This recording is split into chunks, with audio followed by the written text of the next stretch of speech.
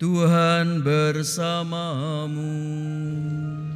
Dan bersama rohmu. Inilah Injil suci menurut Matius. Dimuliakanlah Tuhan. Kelahiran Yesus Kristus adalah sebagai berikut. Pada waktu Maria, ibu Yesus bertunangan dengan Yusuf, ternyata Maria mengandung dari Roh Kudus sebelum mereka hidup sebagai suami istri. Karena Yusuf suaminya seorang yang tulus hati dan tidak mau mencemarkan nama istrinya di depan umum, ia bermaksud menceraikannya dengan diam-diam. Tetapi ketika Yusuf mempertimbangkan maksud itu, malaikat Tuhan tampak kepadanya dalam mimpi dan berkata, "Yusuf anak Daud, janganlah engkau takut mengambil Maria sebagai istrimu, sebab anak yang di dalam kandungannya adalah dari Roh Kudus. Maria akan melahirkan anak laki-laki dan engkau akan menamai dia Yesus, karena dialah yang akan menyelamatkan umatnya dari dosa-dosa mereka." Hal itu terjadi supaya digenapi yang difirmankan Tuhan melalui nabi. Sesungguhnya anak darah itu akan mengandung dan melahirkan seorang anak laki-laki, dan mereka akan menamai dia Immanuel, yang berarti Allah menyertai kita. Sesudah bangun dari tidurnya, Yusuf berbuat seperti yang diperintahkan malaikat Tuhan itu kepadanya. Ia mengambil Maria sebagai istrinya. Demikianlah sabda Tuhan. Terpujilah Kristus.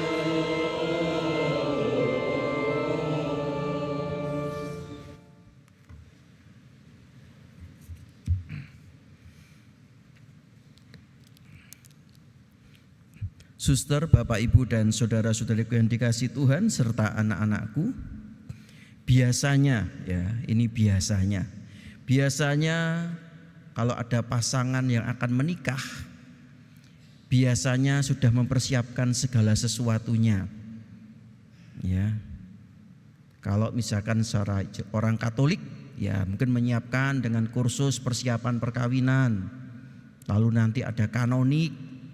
Lalu juga persiapan-persiapan lain, ya mungkin sudah ngepas baju dan sebagainya.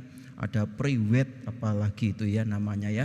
Juga mungkin sudah menyiapkan I.O. untuk nanti acaranya di mana, lalu kemudian kalau nanti pestanya di mana dan sebagainya dan sebagainya. Begitu pula juga dengan persiapan-persiapan yang lain, dan termasuk juga harapan-harapan, ya, impian-impian. Biasanya pasangan itu punya impian-impian bersama.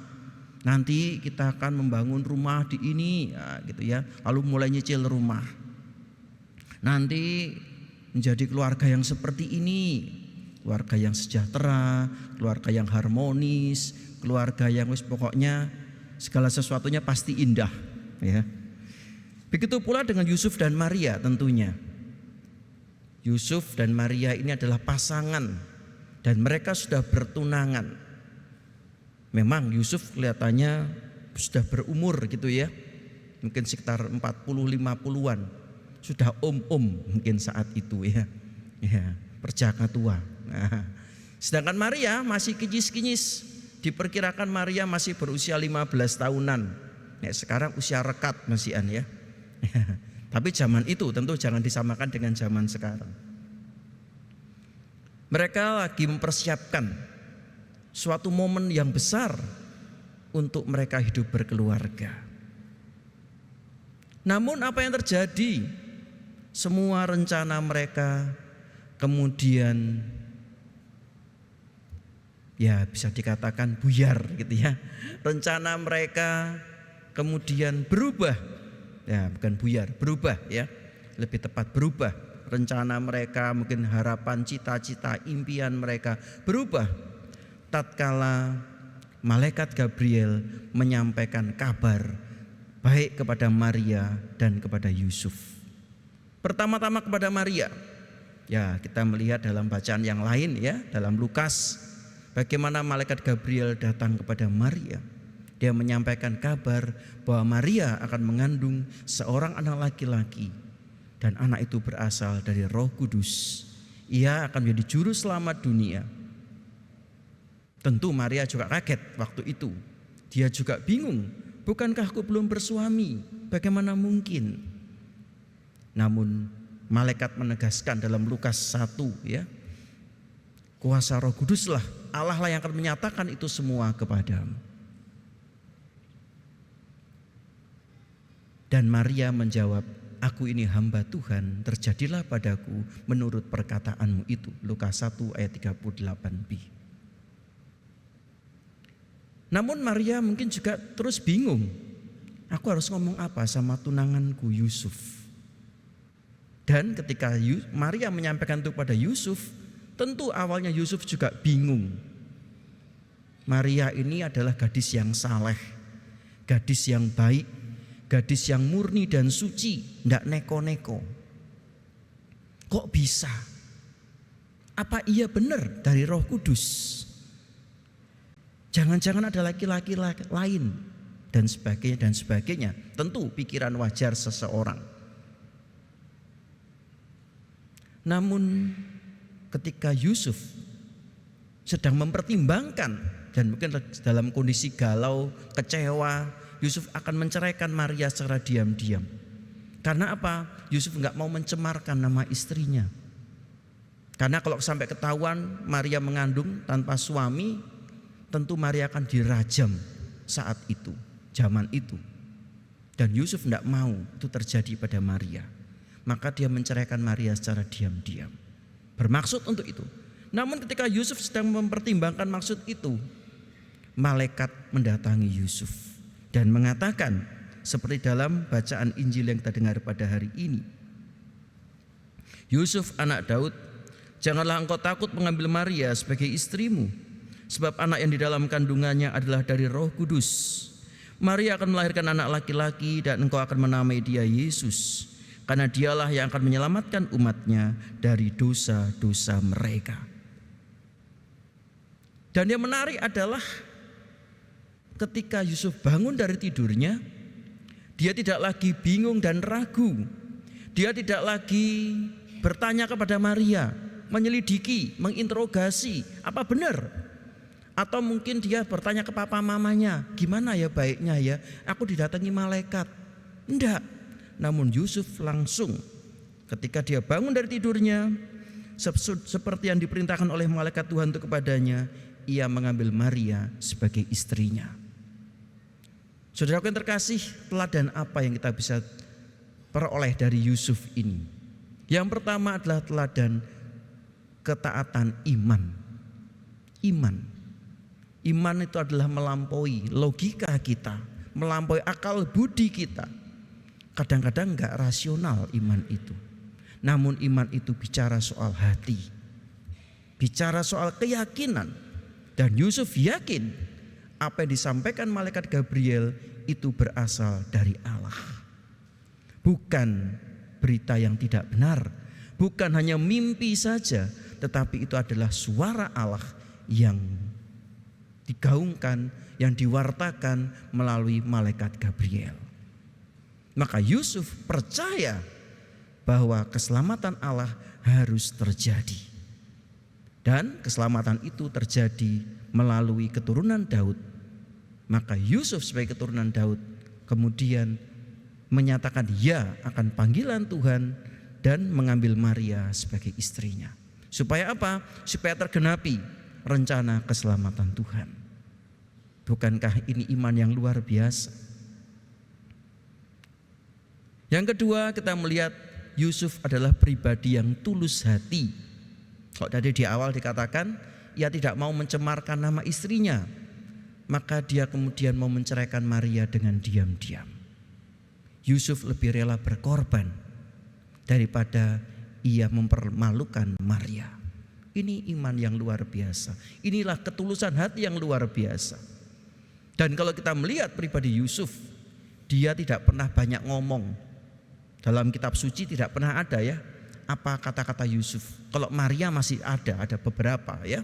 Seperti pernyataan Maria, aku ini hamba Tuhan, terjadilah padaku menurut perkataanmu dan sebagainya. Masih ada pernyataan Maria. Namun Yusuf tidak sama sekali. Namun Yusuf berbicara dalam keheningan hati. Begitu pula juga dengan Yusuf. Dia bukan pribadi yang populer seperti Maria. Maria punya banyak gelar ya.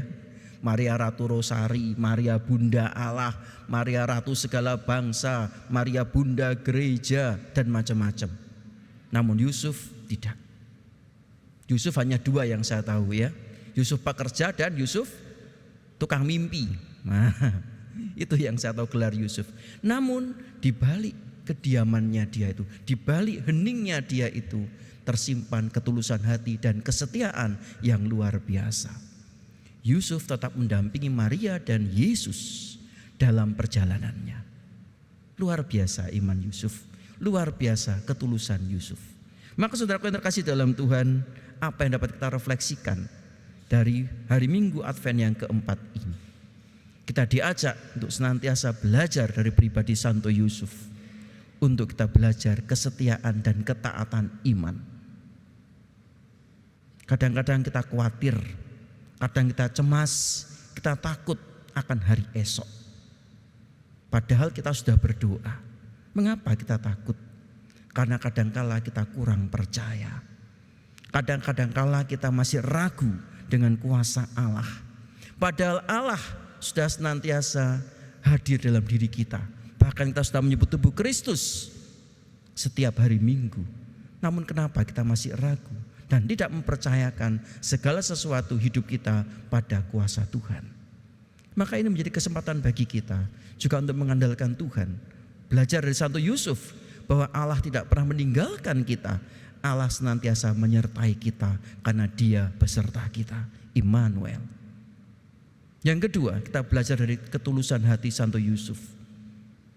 Kadang-kadang kita kalau sudah bekerja keras, kalau kita sudah melayani, kadang-kadang yang kita perlukan adalah pujian. Banyak ya. Kalau nggak dipuji kita marah-marah.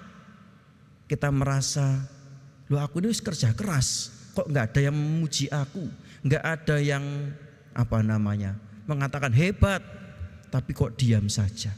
Bahkan mungkin mencela. Kamu ini loh kurang ini, itu loh kurang itu. Waduh, wis kerja keras masih dicela.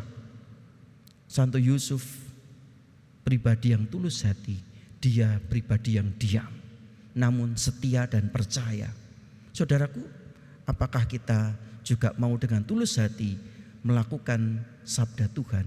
Apakah kita dengan mau tulus hati melakukan karya-karya Allah dalam pelayanan, pekerjaan kita, ataupun dalam keluarga kita? Maka kita jangan minta untuk penghormatan atau penghargaan. Namun tetaplah kita bersyukur atas apa yang Tuhan berikan kepada kita. Inilah pribadi yang tulus dan setia. Oleh karena itu mari kita mohon rahmat Tuhan dalam minggu Advent yang keempat ini, agar kita belajar dari pribadi Santo Yusuf dan juga Bunda Maria, agar supaya kita mau taat dan setia dalam hidup kita dan menjalani segala sesuatu dengan kesetiaan dan ketulusan hati, sehingga kita dapat semakin memuliakan Allah dan dapat menjadi saksi Kristus dimanapun kita berada. Berkat Tuhan menyertai kita sekalian.